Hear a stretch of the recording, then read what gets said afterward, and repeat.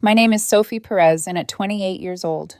The apartment smelled faintly of vanilla and old coffee. The city lights outside my window flickered against the walls like tiny reminders of everything I thought was steady in my life. 2 years.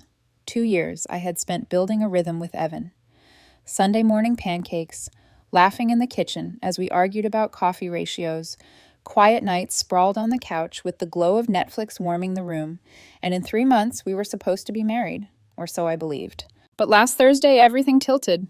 Evan set down his glass of whiskey, eyes fixed on me as if the spreadsheet of RSVPs and wedding logistics before us could explain the sudden coldness in his voice. "Sophie," he said carefully, almost rehearsed, "we need to talk about the house, the car, everything you own.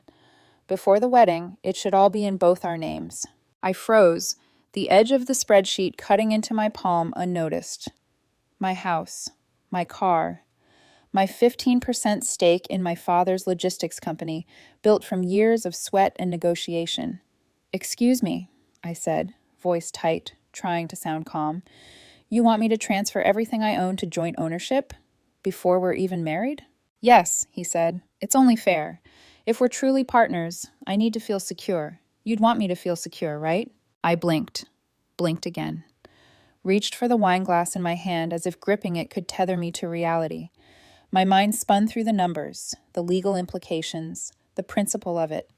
Before Evan, I had worked, saved, earned every cent of my independence. And now he, or rather his mother, was asking me to hand it over like a gift, wrapped in love and fairness. "No, Evan," I said, voice sharper now. "Marriage doesn't mean I erase my life before we even start one together. That's unreasonable, dangerous even." His face hardened, eyes narrowing, just a touch too quickly, too precisely. "I don't want to be a second-class partner," he said, almost whispering it, as though I might not hear the echo of someone else's voice behind his words. And that's when I realized. This wasn't him, not entirely. Someone had fed him this, a rehearsal, a script, whispered behind the scenes. My stomach turned over. I'd always known Evan loved me, but love under manipulation was something entirely different. I let the silence stretch, measured it, then pulled my phone from the pocket of my dress. A few calls later, Kevin, my lawyer, confirmed my instinct. Absolutely no premarital asset transfer. My brother, a partner in the company, updated on the potential play. And finally, I called the wedding venue. "Hi," I said, steady now. "I'd like to transfer the $15,000 deposit currently under both our names to my name only. Same date, same package, solo celebration." The pause on the other end was long enough to feel like an accusation. "Technically," the coordinator said slowly, "the reservation is under both names." "Paid entirely by me," I replied firmly. "I have the receipt. I'm simply shifting the event into my name. The funds remain yours." Minutes later, confirmation. The reservation now legally and financially mine. My control intact. I sank into the leather armchair in the corner of my office, letting a shiver run down my spine. The wine from earlier sat untouched. My mind raced through possibilities. Evan's mother, Diane, her influence subtle but absolute, feeding him these ultimatums. Patterns, histories, manipulations. It wasn't just about a house or a car. It was about power. And I wasn't giving mine away. Evan's footsteps approached, hesitant now, almost as if he sensed the shift. "Sophie," he said softly, "you're overreacting. We can talk." "No," I said, calm, final.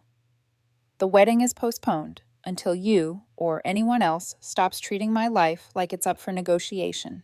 He looked at me like I'd grown a second head, his own confusion laced with hurt that wasn't mine to carry. The tension hung between us, a brittle thread ready to snap. I had already decided what I would and would not allow. Love did not mean loss of self. And as I closed the door to my office and locked it behind me, I felt something else. Clarity. This wasn't surrender. It wasn't compromise. It was boundaries, hard and immovable. And this was only the beginning. Saturday morning came with an uneasy calm, the kind that smells of rain and electricity, like the air knows a storm is brewing. I hadn't slept well. Thoughts of Evan, Diane, and the ultimatum circled in my mind, relentless as moths around a lamp. Then came the knock, sharp, insistent. I opened the door to find Diane standing there, arms crossed, jaw tight, eyes calculating. I swallowed my irritation and forced a polite tone. "Good morning, Diane." "Don't," she snapped, voice icy. "Good morning, me. You need to stop this nonsense." "I haven't canceled anything," I said carefully, aware that words could become weapons here. "The wedding has been postponed indefinitely. I simply transferred the venue deposit into my name." Her face went purple with fury. "You stole the venue deposit." "No," I replied, stepping forward, firm. "I paid for it. I redirected my own funds for an event I'm legally allowed to host. This isn't theft. This is respecting boundaries, yours and mine." She inhaled sharply, rage contained but threatening to explode. "You're punishing my daughter." "No," I said, voice measured. "I'm protecting myself from being extorted. She demanded ownership of my assets before marriage. I said no, that's not punishment, that's self-preservation." Her fists tightened, nails digging into her palms. "You selfish, controlling—" I held up a hand, cutting her off. "You need to leave, now, or I'm calling the police." She stomped back to her car, screaming threats about lawyers and lawsuits, leaving the street vibrating with her fury. I closed the door and leaned against it, chest heavy but resolute. 4 days later, the first salvo arrived, a certified letter from Hastings and Associates. I tore the envelope open, scanning the legalese that somehow demanded not only the return of my own $15,000 deposit, but additional sums for emotional distress and reimbursement to Diane's husband, Frank, for contributions that were intended as gifts. I laughed, bitter but controlled, and immediately called Kevin. "You've got to see this." 2 minutes later, he was on speaker, voice sharp. "Sophie, do not, I repeat, do not give them a cent. This is garbage. You paid." She broke the engagement with an illegal ultimatum. "Gifts are gifts. Emotional distress? Frivolous. This is harassment. Document everything." And document I did. That same week, I discovered something worse: fraudulent attempts to access my finances. Someone using forged signatures, tried to add Evan as a joint holder on my accounts. A fake joint credit card appeared, flagged immediately by the bank. My stomach dropped. My independence was being attacked legally, systematically. I called Kevin again. "They're escalating. Identity fraud." "This isn't a threat anymore, it's action." His voice was calm but tense. "Exactly why we document everything. This proves intent. This is critical if they try legal maneuvering. Do not engage directly without counsel." And so, I prepared. I filed police reports, froze accounts, and made a private list of every document, every interaction. Every move Evan's mother or Diane tried to make to undermine my autonomy was noted, cataloged, and saved. Meanwhile, Evan reached out, awkward and hesitant. "Sophie, I didn't know she—" "Evan," I interrupted, cold but controlled. "You were manipulated. I understand that now. But someone tried to forge my signature. That's a crime. I won't ignore it. This isn't just about feelings anymore. It's about boundaries, the law, and my life." He stumbled over words, apologizing, trying to justify, but the reality was clear. Love alone didn't protect me from fraud, manipulation, and control. My heart ached, yes, but clarity cut sharper than any betrayal. By the end of the week, I realized something crucial. This was bigger than Evan. This was a pattern. Diane's influence wasn't just a maternal concern. It was a deliberate attempt to assert control, to weaponize family ties against me. And if I wanted any chance of maintaining my independence, I needed to act decisively. I made a list: lawyer confirmations, bank freezes, police reports, security measures. Every step a brick in the wall I was building between myself and those who thought entitlement could override law and respect. Sitting alone in my apartment that night, I poured a glass of wine, not to calm nerves, but to steady myself. The storm was coming, I knew it, and when it did, I would be ready. The ultimatum hadn't broken me, it had sharpened me. The week dragged on like a low-hanging storm cloud. Every time my phone vibrated, my chest tightened. Calls from Evan, emails from Diane's lawyer, texts from well-meaning friends. They all felt like sandbags threatening to tip me over the edge. And then, Saturday morning, Evan showed up, at my door. I hadn't expected him, and for a moment, just seeing him there, the man I had loved, trusted, almost married, made my stomach flip. But the fear, the caution, the simmering anger were stronger. I need to talk, he said, hesitating, hands stuffed in his pockets like a schoolboy caught in the principal's office. No, I said immediately, not inside. 5 minutes outside and nothing more. I need you to understand why this is over. He nodded too quickly. Sophie, I didn't mean... You didn't mean, I cut in, voice rising. Evan, someone tried to forge my signature on my bank accounts, a credit card, and even a claim deed for my house. Who did you think that was? Diane? His face went pale. I thought it wasn't... Not it wasn't what? I pressed, stepping closer so he could see the weight behind my eyes. You thought it was normal? That it was acceptable for someone to commit fraud to prove a point? That it was okay to demand ownership of my assets before we were married? He stammered, guilt and fear mixing in his voice. I didn't know she would. I was trying to understand, to protect you in my way. Protect me? I laughed bitterly, shaking my head.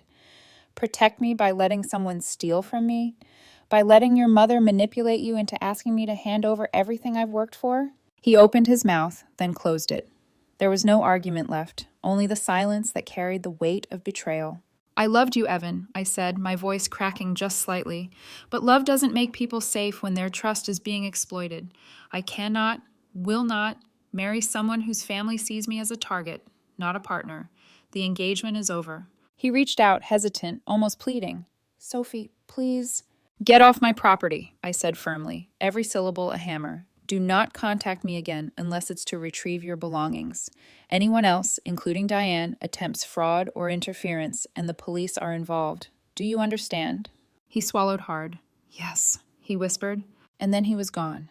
Just like that, the last tether snapped. Later that day, Diane escalated further. A forged document attempt, this one a credit card, was caught by my bank, flagged as fraudulent.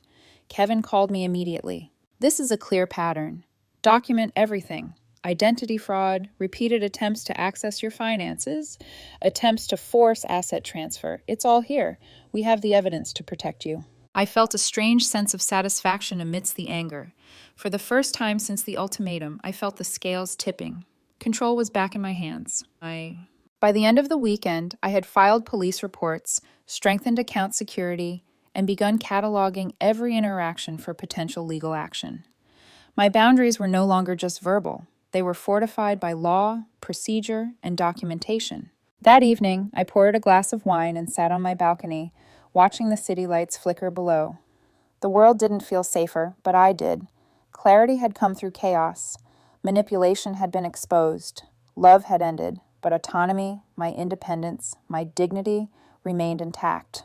And I knew, with a certainty I hadn't felt in weeks, the next moves wouldn't be about what they wanted. They would be about what I chose. October 12th dawned clear and bright, almost tauntingly cheerful against the storm of the past weeks. I stood in my new apartment, overlooking the city skyline, glass of sparkling water in hand, and felt the first true sense of control I had in months. This day was mine. Not dictated by ultimatums, not manipulated by fear, not hijacked by someone else's sense of entitlement. I had invited 50 friends and family, a tight circle of people who had watched me fight for my boundaries, who had supported me when Evan and Diane tried to bend me. The invitations had been playful, almost defiantly so. You're invited to Sophie Perez's Independence Day. Dress code, whatever makes you feel powerful. The venue, now legally and financially mine, hummed with life. Tables gleamed under soft candlelight, music vibrated through the walls, and the DJ nodded at me like an accomplice in celebration. Friends laughed, clinking glasses, recounting tales of minor betrayals and near disasters, all contrasted with the triumph of this moment. I walked among them, the dress on my body a simple armor, my smile genuine but guarded. Every laugh, every cheer, every raised glass was a declaration. I would not be a victim. I would not surrender what I had built, nor the dignity I had fought to preserve. And then, inevitably, she appeared. Diane standing outside, clutching a homemade sign that screamed, "Sophie Perez stole my daughter's wedding." I paused, taking it in. Security immediately stepped forward, but I barely had to say a word. 2 officers arrived moments later. Diane screamed, ranted, accused, demanded, but this time she was the one without leverage. Without law, without reason, without control. Through the tall glass doors, I watched her flail, watched officers guide her into a patrol car, still shouting. My friends cheered quietly from inside, raising their glasses as if to toast the absurdity of entitlement colliding with reality. It was delicious, satisfying. As the night unfolded, dinner, dancing, music, I let myself feel it. The relief, the triumph, the catharsis of holding firm. The lessons were sharp, etched into every movement, every toast, every conversation. Love had ended. Betrayal had come. Manipulation had threatened. But boundaries, enforced by law and conviction, had won. I took a quiet moment on the balcony, looking at the lights of the city below. The independence I had reclaimed wasn't just financial. It was emotional, psychological, a statement to the world and myself. I am whole. I am safe. I am free. Later, the gossamer thread of irony pulled me to laughter. Diane's own overreach had been her undoing. Her criminal antics, identity fraud, forged signatures, manipulations had crumbled before the simplest facts. I had documents, proof, and a refusal to be a victim. The law, allies, and boundaries had aligned in my favor. The DJ's music swelled inside, my friends on the dance floor, laughter echoing. I realized in that moment that revenge wasn't elaborate. It wasn't about public shaming or vengeance. It was about one thing: protecting yourself, holding firm, celebrating what you've earned, and maybe throwing an unforgettable party while you do it. As I raised my glass once more, I whispered to no one in particular, "This is mine, everything that is mine, and nothing can take it from me." Weeks passed like slow-moving clouds after a storm. Diane's antics didn't stop with the party. They unraveled completely under legal scrutiny. The police investigation revealed multiple attempts at fraud, forged signatures on my bank accounts, credit cards, and even an attempt to file a false claim on my house. The authorities acted swiftly. Charges were filed, 3 counts of identity fraud and 1 count of attempted theft by deception. Diane pleaded guilty, receiving probation, community service, restitution for legal fees, and mandatory counseling. The law had finally held her accountable. Evan stayed silent after that. Our brief phone conversations dissolved into emptiness. He apologized once, voice tight, but I didn't answer. Not because I wanted to punish him, but because there was nothing left to salvage. Trust was gone, and I had learned the harsh truth. Love alone cannot survive manipulation, deceit, and entitlement. I moved forward, sold the old house, downsized to a cozy apartment closer to work, a fresh start where the past could not reach me. Every morning, I brewed my own coffee, walked to work with a steady rhythm, and felt the weight of freedom in my chest. The party, jokingly dubbed Sophie's Independence Day by friends, became legendary. People still referenced it, not as a wedding, but as a celebration of boundaries, strength, and autonomy.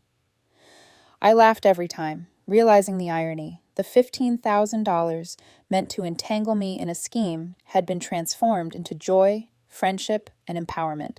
And the lesson stayed with me, hard-earned, sharp, undeniable. When someone values your assets more than your partnership, believe them. When someone is willing to commit fraud to access your life, don't compromise. Protect yourself. Boundaries are not obstacles to love. They are the architecture of survival. I reached out to Evan's father, Frank, after his divorce from Diane. He thanked me privately, confessing he had ignored patterns of manipulation in the past. I reimbursed him the $7,000 he had contributed to the wedding, not because I had to, but because fairness sometimes transcends law. Romance wasn't on the horizon yet. I focused on clarity, on independence, on trust rebuilt from scratch. Therapy helped, friends supported, and slowly, I realized I had gained something more than I had lost. Respect for myself, control over my life, and the knowledge that I could survive even the most manipulative schemes. Could I have acted differently? Maybe. Could I have given in to keep peace? Perhaps. But peace at the cost of autonomy is a hollow victory. What I chose instead was real, boundaries, law, and celebration of what I had earned. Sometimes the best revenge isn't vengeance at all. It's refusal to be a victim, and perhaps throwing a party that reminds the world, and yourself, exactly who is in control. I poured a final glass of wine, letting the city lights outside dance across the walls of my apartment. I smiled, a quiet, firm, and satisfying smile. I was free. I was whole. And this was only the beginning of the life I would build, untethered, unmanipulated, unafraid.